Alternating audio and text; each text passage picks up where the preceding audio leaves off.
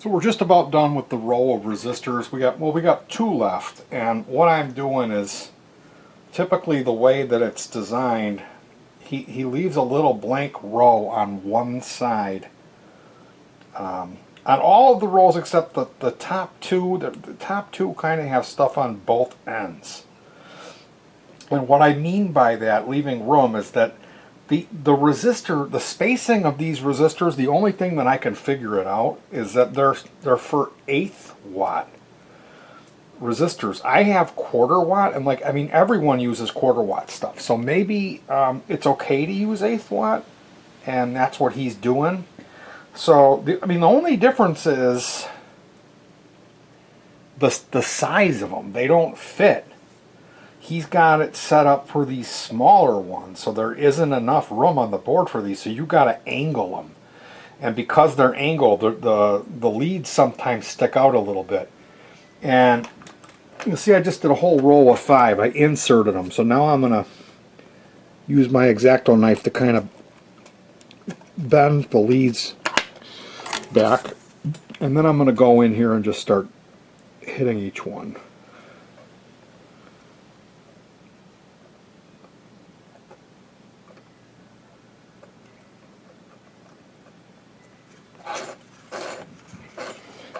I will be cleaning this. I know it looks like, oh my goodness, what a mess. Well, the board gets scrubbed.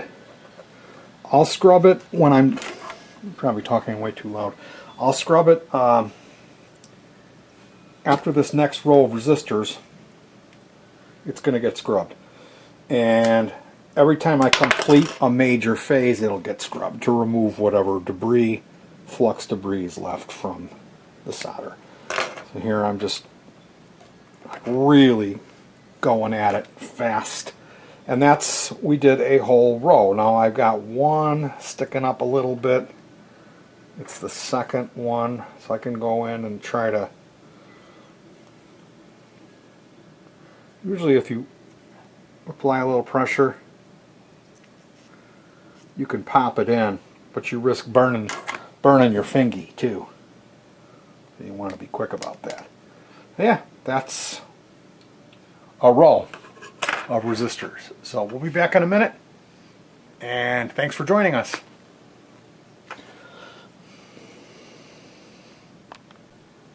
Okay. So we're going to do the last row of resistors, and usually what I do is I'll come in from one side with the iron tip and then run the solder in from the other side. So the thing about, you notice how quickly I'm going and haphazardly. The thing about that is we're going to clean this board with rubbing alcohol, and at that point I will inspect it, and anything that looks shady gets touched up. Meaning I'll go over it and give it a little TLC with the iron. Another way to do this is don't do them in bulk. Like if you're worried about your technique and making it look nice and pretty, you don't have to zip through this and be like, get it done. You can do one at a time and make sure they look nice. There's guys that they have vices that hold the thing. I prefer the just kind of gonzo, go for it type of attitude. And another thing, like especially with when I'm doing a Vero, is wiping flux on for cleaning stuff up. But like I know about what they look like when they're good, and I'm not really seeing anything bad on this board. Now I just put flux on here on a row that looks a little bit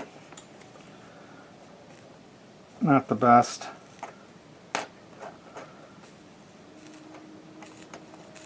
Is this even going to matter? Well, honestly, no. It's just a waste of time. I'm just demonstrating a little technique how you could apply a little flux. There, I redid those. You can just kind of rub the iron, go along. Some of them look funny because they might not have a real lot of solder, and that's where I would be concerned, is like a cold joint. Some of them have been kind of snipped from the process of going through with the snips and aggressively removing a little more than necessary. So this is something that I like to do, especially with a Vero, is touching stuff up to make it look pretty. Go back over it one time. I'm doing it now while the board is real messy. It's covered in flux from the whole procedure of doing it. So then now what I'll show you is the procedure of cleaning, and I don't have a toothbrush, so we need to back up a little bit. Camera person. Grab one of these, and there's another brush that I like to use. Oh, here it is. Okay, so we've got, this is the rubbing alcohol, and what I'll do here is just douse it, and then I'm using a little wire brush that I got from the dollar store. Giving it a good old-fashioned soak it down.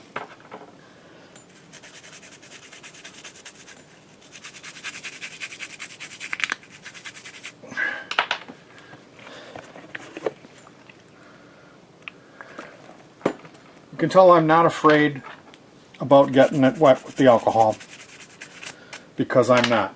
Because I've done this many times, and when I started doing it I used to be real careful about not getting the stuff wet, and then I real quickly realized that it doesn't matter, because it dries.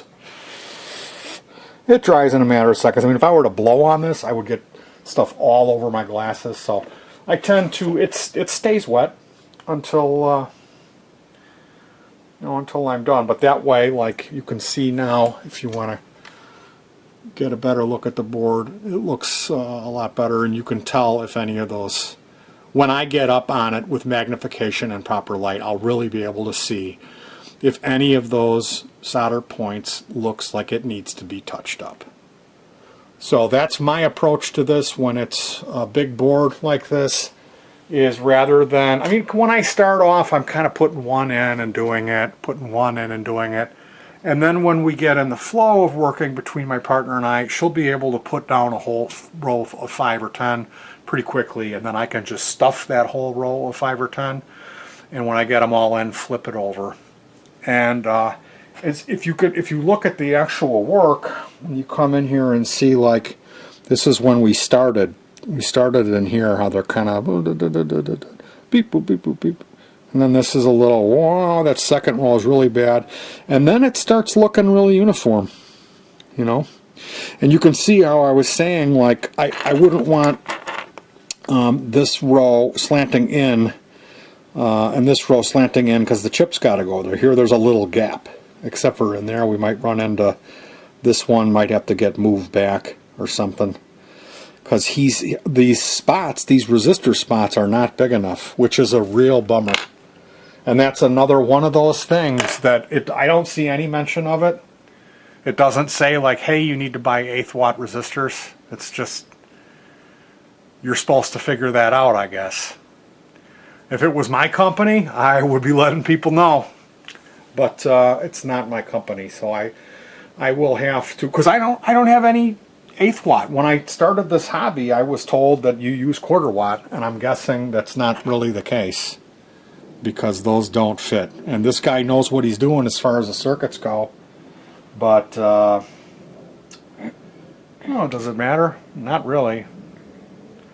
It's not an art project. You know, I mean, if you're building something like that, that's what I'm saying. If that's going to bother you, you know, you're going to want to really make sure you read the fine print. Or, like, if you were to get this and it really mattered to you that much, you would have to talk to the guy and say, look,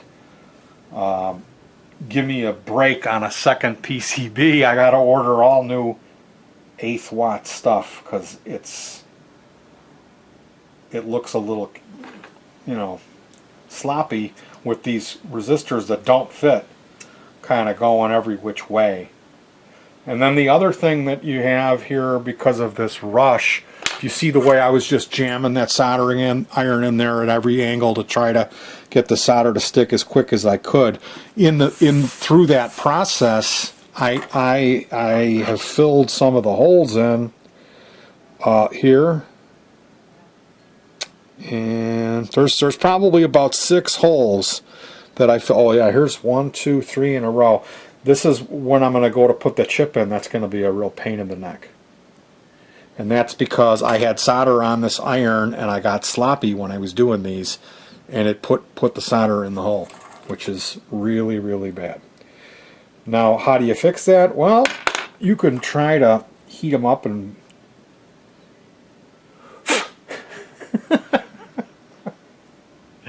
that doesn't work. I've tried. You get they have a tool, a solder sucker, or you can use the tape. Or you can press the part in there and try to heat it up from the underside and the part will pop through. In this case it's for a chip socket, so I'm going to have to get 3 of those, get past 3 of them. But, I mean, the amount of time it's going to take me to deal with that as opposed to the amount of time it would have taken for me to individually solder each one of these resistors with care is a whole different ballgame. So, hurrying up has its pluses, but then you've got to fix some of the stuff, you know. So you kind of, there's really no way around it. It's going to take you some time to do this. So if you can pace yourself and relax and do a good job and do it with care, rather than trying to mass hurry it up, you'll have less headaches, but it's going to take more time. All right, we'll be back when we get into some capacitors, transistors, chip sockets, and then it's going to be wiring everything up. Well, I got to solder the pots in too. And probably what we'll be doing is when we get everything populated and get it wired, we'll do a test on the Beavis board and then pop it into the chassis and do the final boxing up. So once you have, really doing all the resistors is about half of the work on the board. The board's about half full now. So we're doing good. What time did we start? I think we've been going for about an hour. You know, actually the soldering has been about an hour. About another hour of monkeying around. So it's time consuming.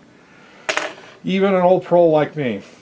And I say that because I've done, you know, probably about 100 plus of these. How many of them I boxed up? Probably only about 50. Anyway, we'll see you back soon. Thanks for joining me.